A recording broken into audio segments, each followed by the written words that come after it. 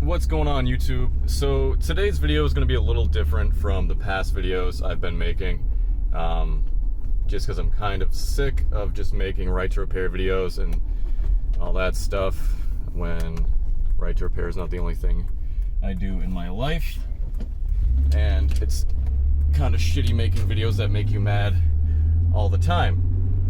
So those of you that don't know me, which is probably most of you guys, probably don't know that I am also a car enthusiast.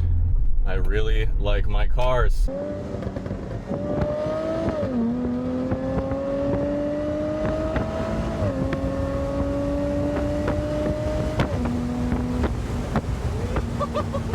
And today I wanted to show you one of my cars, which is a 2004 Acura RL 3.5. So this car is my highway cruiser.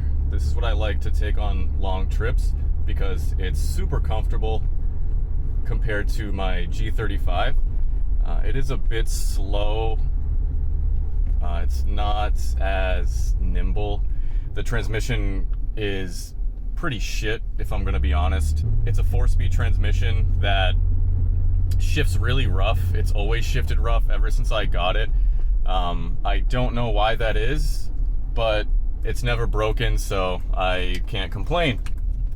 The car does have 175,000 miles on it, and you can feel it in the suspension. You can see it on the body. There's one spot on the fenders. It's a typical spot for rust on these older Acuras. It's not as bad as some of them get, but this one is up here in the Rust Belt in New England, so it's typical of any car that's up here if you don't maintain it well. And I have no idea how many owners this car's even had. I bought it for like $3,000 when the market price for it was like $7,000 or something, and that was because it had a fatal flaw. There was a TSB on this car that the electronics would go insane every time it rained because there was a leak in the B pillar in the front quarter panel.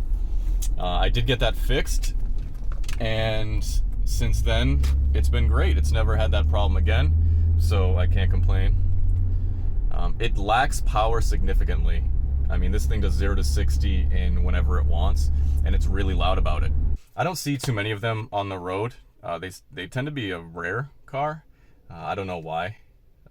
But just wanted to give you guys an overview. This is by no means a perfect car or one of those cars where I'm just going to flex and show how spotless the paint is and all this stuff.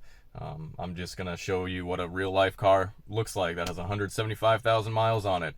And I enjoy it dearly. So this was Acura's attempt at making a luxury vehicle, one that would compete with the Germans at the time. The big body Benz and the BMW 7 Series, I think, were the two main competitors in 2004.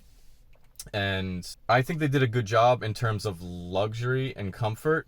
Where they fell behind was on the technology. It just wasn't up to the standard that the German cars were at the time. Of course, this is super common. I mean, it is what it is. However, the reliability on this thing is so much better than any of its German rivals of the time. This thing has 175,000 miles on it, and you wouldn't be able to tell if it didn't have a really janky transmission. I guess that's just what these models did. Acura has always had questionable transmissions in the early 2000s and the mid 2000s, especially with the CL and the TL. But because this is a 3.5, it uses a different transmission compared to those cars, which is one of the reasons I chose this instead of those, because those were notorious for transmission failures. So I personally love the look of this car. I think it looks amazing. It really does look like a older German rival. The color I'm not a big fan of, but it was the only color I could find at the time when I was looking for this model, so I settled with this. I don't want to be flashy with it, so I haven't upgraded the rims or anything like that like I normally would, because again, this is a daily. This isn't something that I want to spend too much money in. As you can see, it has some of that notorious Honda rust on the fender. That's a new hole. I didn't even know it was there, but now I know. But overall, this thing It's a nice car, especially for the money. I only paid 3 G's for it. I've dumped some money in maintenance, but just typical things. But yeah, so I hope everybody enjoys this, and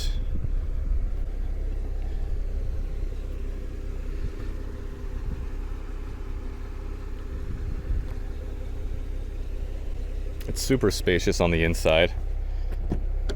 I carry a lot of stuff in it when I bring computers home and stuff, or I need to transport things. It can carry 2 jugs very comfortably. Giggity.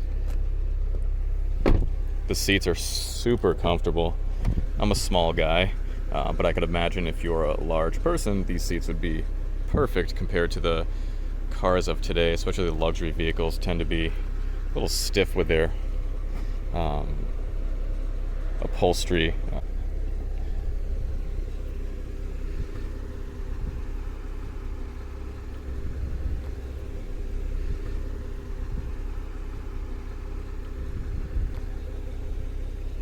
And as you can see, we have 100 and a lot thousand miles, 174, so I round up to 175. Navigation system does not work anymore, and the CD player isn't functional. I had to rip a CD out of there last night, so I learned that yesterday. We use this little AM/FM thingy, so not too bad. Sound system is what you would expect from a 2004 vehicle. It's not the greatest, but there's also much worse. So that's it. I thank you for watching this. I hope you enjoyed it. You know, a little something different. I am going to do my G35 as well. That one I can do a little more justice to, because I drive that thing every single day, and that's the thing that I use to go from point A to point B every day. That's my baby. It's the Black Mamba. So this one is the highway cruiser, and it's my girlfriend's daily driver. So all right, bye. Let me know. Oh fuck, I missed it. What the fuck is this guy doing? Why do this here? Fucking weirdo.